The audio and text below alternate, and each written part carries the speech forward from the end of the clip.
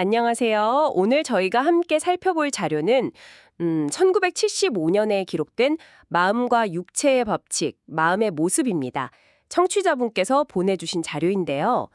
자기 성찰, 또 마음과 정신 세계에 대한 좀 독특한 관점, 그리고 우리가 겪을 수 있는 내면의 어려움에 대해 이야기하고 있습니다. 같이 한번 핵심적인 통찰을 찾아보죠. 네, 이게 1975년 기록이라는 점을 생각하면 정신적인 고통이나 인격 변화 같은 걸 악령이라는 어떤 외부 존재, 그 영향으로 설명하는 부분이 상당히 좀 눈에 띕니다.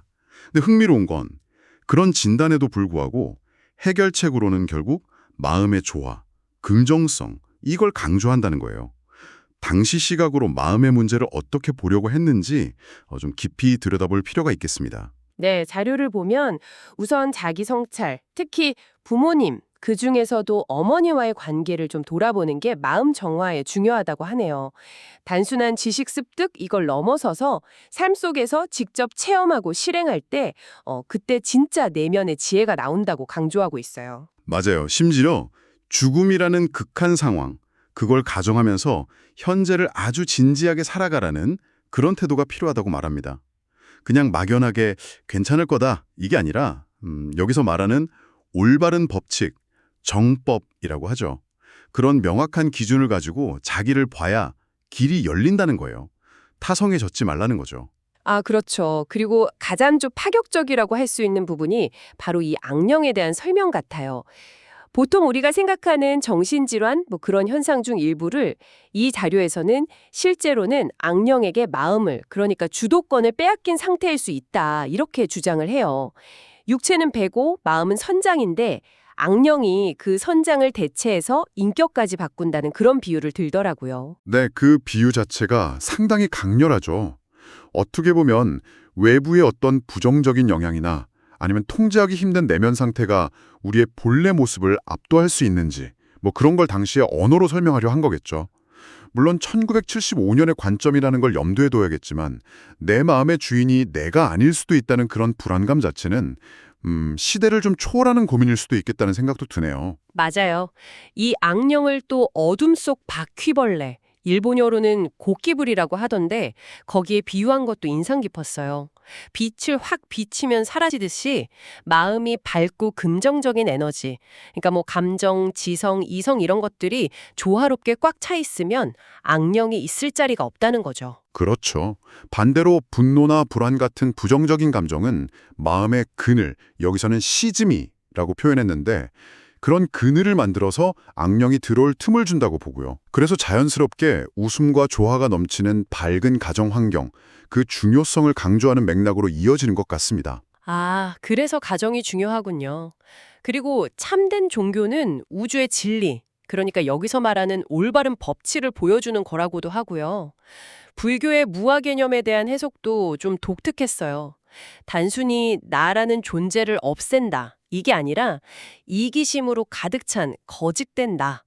위아로니 와로라고 하죠. 그걸 버리는 거라고요. 네, 본래 선한 자, 선화를 없애는 게 아니라는 해석이죠. 그리고 모든 인간은 본질적으로 신의 자녀, 신의 코로서 평등하고 또 서로 연결되어 있다는 관점도 제시합니다. 여기서 흥미로운 게 지옥에 대한 설명인데 지옥은 신이 만든 벌이 아니라는 거예요.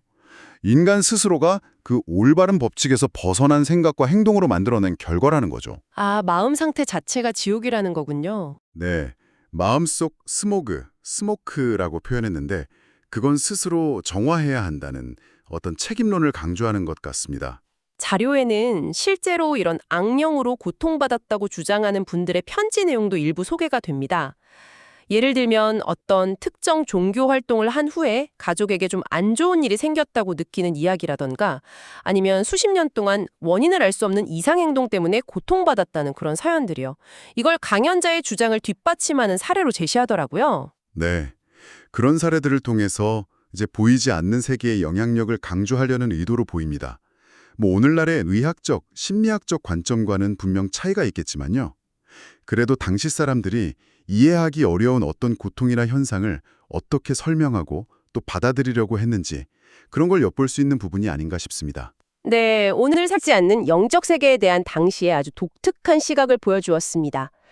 악령이라는 표현 자체는 좀 뭐랄까 낯설게 느껴질 수도 있지만 핵심 메시지는 결국 내면의 조화 그리고 긍정성을 유지하는 게 중요하다. 이 점으로 모아지는 것 같아요. 맞습니다.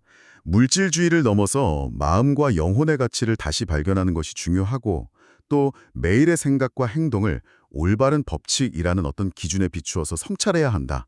이런 강력한 촉구라고 볼 수 있겠죠. 결국 자신의 마음은 스스로 책임지고 가꿔야 한다는 그런 이야기로 귀결됩니다. 청취자 여러분께서는 오늘 이야기가 어떤 질문을 던져주었나요? 어쩌면 이 1975년의 관점을 한번 빌려서 지금 내 마음의 선장은 과연 누구인가? 내 안에 드리워진 그림자는 혹시 무엇인가? 이렇게 스스로에게 한번 질문을 던져보는 것도 꽤 의미 있는 성찰이 될 수 있겠습니다. 이것이 오늘 저희가 여러분께 남기는 생각할 거리입니다. 오늘 깊이 있는 이야기는 여기까지 나누겠습니다. 다음 시간에 또 다른 흥미로운 자료로 찾아뵙겠습니다.